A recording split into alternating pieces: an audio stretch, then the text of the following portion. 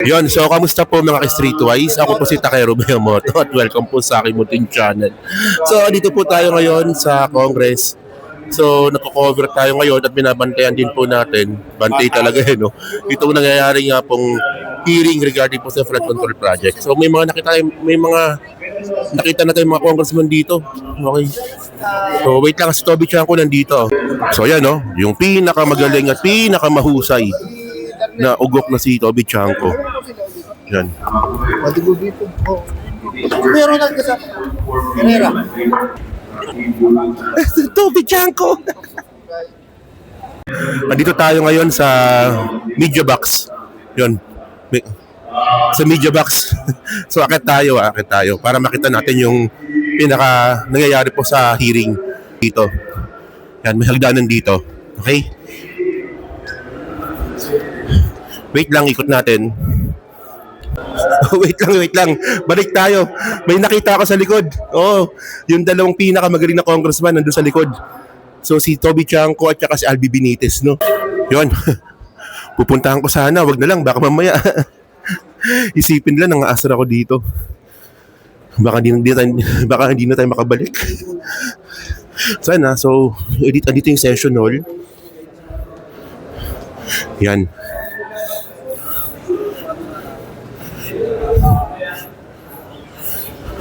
So pasok tayo dito.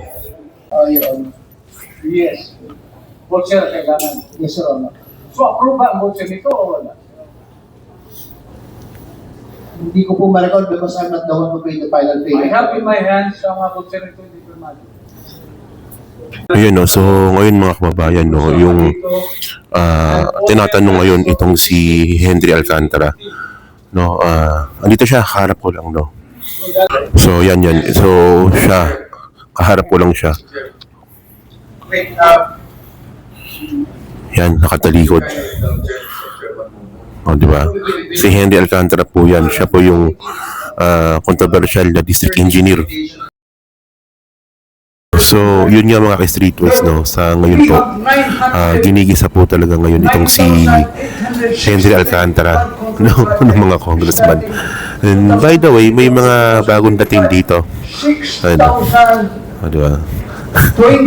Si Kumi at saka si Models of Manila. Nakita kami dito.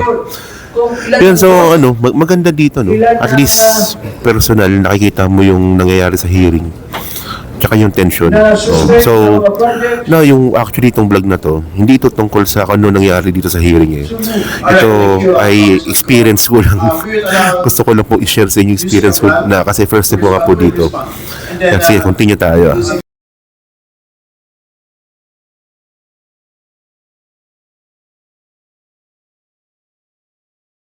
So yun mga baba na tayo. Kasi pag-usapan ngayon natin no, kung ano yung sa tingin kong opinion natin regarding nga po dito sa nangyaring flood control hearing dito nga po sa House. So tayo magiging balanse tayo ha. So hanap lang tayo ng upuan ha. Sige. So yan no. So dito natin siya pag-usapan. So actually bumaba na po ako. Bale ganito pala dito no. Yung hearing sa taas may security, tapos dito sa baba pakita ko lang yan, dito po sa baba andito naman po yung media. So ibig sabihin pagbaba po ng mga congressman nakabang po yung media dyan para po tanungin nila. Yan, puro media po itong kasama natin dito. So ito na. So ngayon pag-usapan ngayon natin tong hearing, diba? Kasi dapat kasi itong vlog po na to experience po natin dito po sa House. Pero hindi ko po talaga matiis na hindi po magbigay pa ng opinion. Kasi kanina pa ako dito di ba? So pag-usapan ngayon natin to.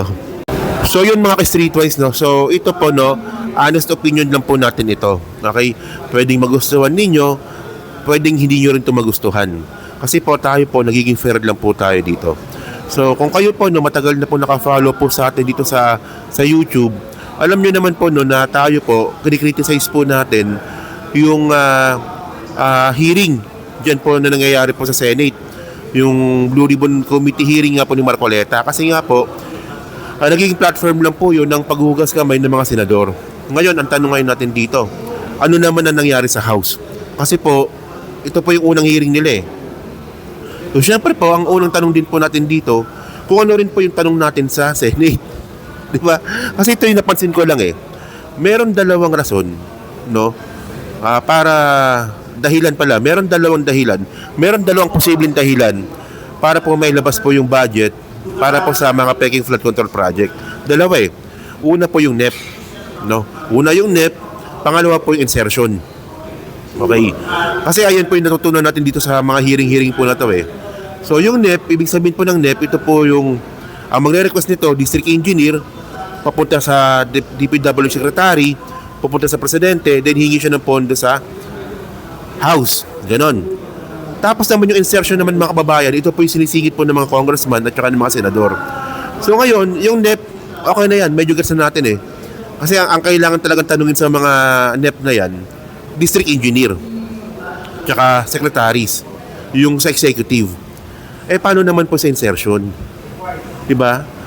Ang point natin dito, kung hinahanap nga po natin ng accountability or sagot, itong sila Bongo, sila Joel Villanueva, at saka si Mark Villar, dyan po sa mga flood control project po na yan, especially nga po sa insertion, si Chis Escudero, siguro naman fair naman po, dito naman po sa House, nahanapan din po natin ng accountability yung mga nag-insert. Di ba?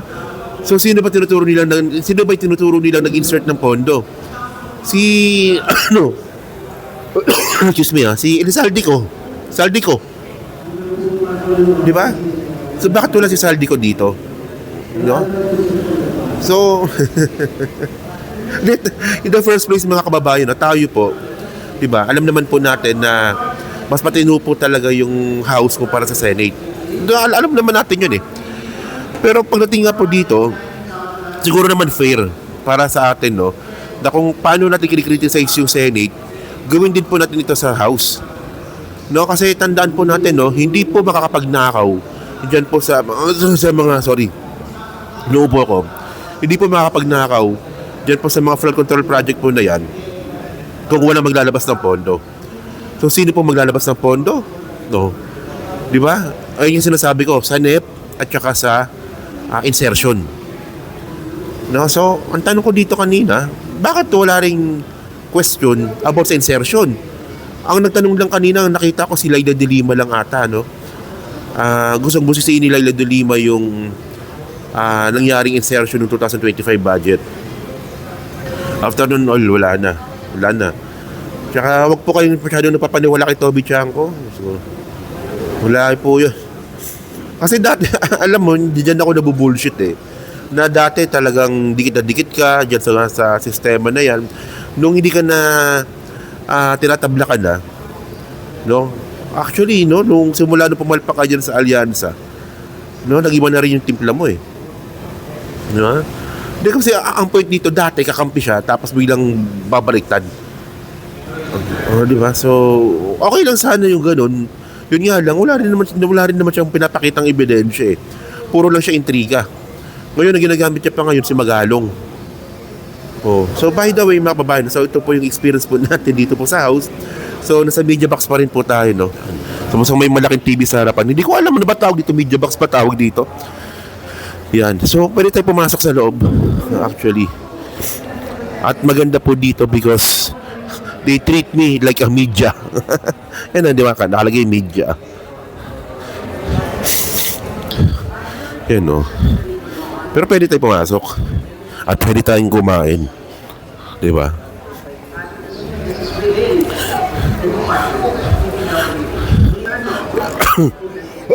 So, yun mga kababayan, no? So, tingnan natin kung may magagawa pa tayo dito.